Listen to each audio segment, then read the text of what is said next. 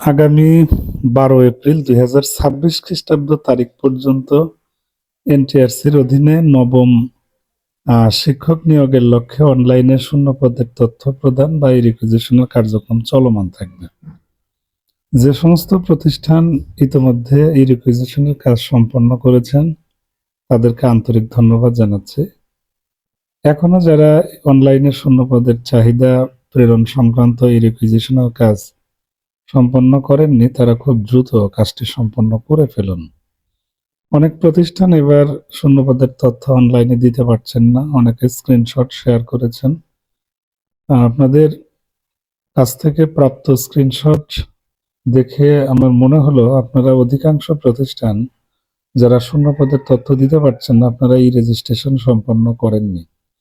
অনেক প্রতিষ্ঠান প্রধান বা অনেক প্রতিষ্ঠানের শিক্ষক বা অপারেটরের সাথে কথা হলো, তারা যে বিষয়টি আমাকে জানালেন যে আপনারা প্রতিষ্ঠানের সভাপতি বা প্রতিষ্ঠান প্রধানের তথ্য একই থাকার কারণে অধিকাংশ প্রতিষ্ঠান ই রেজিস্ট্রেশন করেননি।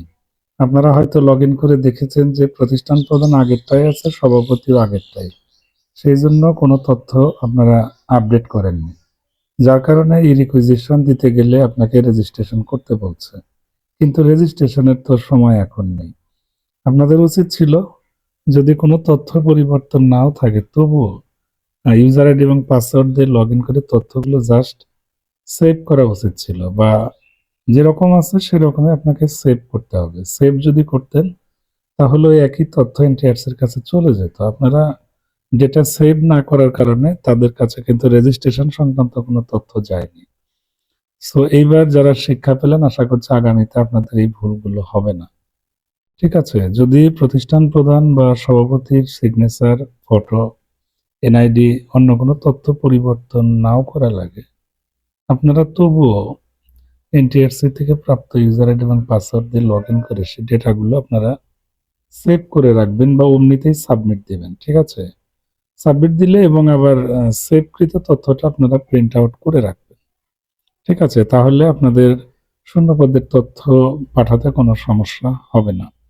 আর যারা শূন্যপদের তথ্য প্রেরণের কাজ ইতিমধ্যে শেষ করেছেন কিন্তু টাকা পেইড করেননি, অবশ্যই টাকা পেইড করতে হবে। আপনাদেরকে রিকুইজিশন দেওয়ার সময় সবচেয়ে গুরুত্বপূর্ণ বিষয় হচ্ছে রিকুইজিশন ফিটা পেইড করা। আপনারা প্রথমে আনপেইড কপিটা অনলাইন থেকে ডাউনলোড করবেন এবং কপির একদম নিচে দেখবেন লেখা আছে পেইড প্রসেস। আপনারা সে অনুযায়ী টেলিটক সিমের মাধ্যমে 200 টাকা ফি দিয়ে পেইড করবেন। অনেকেই জানতে চান যে স্যার 200 টাকা কি প্রতি পদের জন্য নাকি সকলের জন্য? আসলে একটা পদের শূন্য পদের চাহিদা দিলেও 200 টাকা, আবার আপনার প্রতিষ্ঠানে যদি একসাথে 10টি পদের চাহিদাও দেন তবুও সেই 200 টাকাই। ঠিক আছে, অর্থাৎ আপনি একটা পদের চাহিদা দিলেও 200 আর একাধিক পদের চাহিদা দিলেও সর্বমোট 200। ঠিক আছে, এখানে এসএমএস চার্জ সহ হয়তো 206 টাকা বা 210 টাকা ব্যালেন্স রেখে নিলেই হবে। ঠিক আছে, টাকা পেইড করার পর আবার আপনারা লগ ইন করবেন অথবা ব্রাউজিং রিফ্রেশ করবেন। হ্যাঁ, লগ ইন করে আবার পেইড কপিটা আপনারা সুন্দর করে পিডিএফ কপি সেভ করে রাখবেন এবং প্রিন্ট আউট করে রাখবেন একাধিক কপি, কারণ যে শিক্ষক সুপারিশ পাবে তার এমপিওর ক্ষেত্রে এই রিকুইজিশনের পেইড কপিটা লাগবে। এছাড়াও জেলা শিক্ষা অফিসে আপনাদের এই রিকুইজিশন সংক্রান্ত কাগজপত্র দাখিলের সময় কিন্তু পেইড কপিটা লাগবে। অবশ্যই আপনারা রিকুইজিশন ফি পেইড করার পর পেইড কপি ডাউনলোড এবং একাধিক কপি প্রিন্ট আউট করে রাখবেন। এটি হচ্ছে ব্যাপার।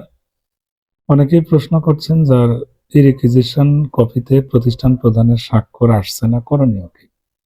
ধন্যবাদ। এটি না আসার অন্যতম কারণ হচ্ছে এই রেজিস্ট্রেশনের সময় অনলাইনে যেভাবে সিগনেচার এবং ফটোগ্রাফের ইনস্ট্রাকশন ছিল, হ্যাঁ, হাইট, ওয়েট এবং রেজুলেশন, ঠিক নির্দিষ্ট ক্রাইটেরিয়া অনুযায়ী আপনারা সিগনেচার দেননি, যার কারণে এখন অনেকের সিগনেচার আসছে না।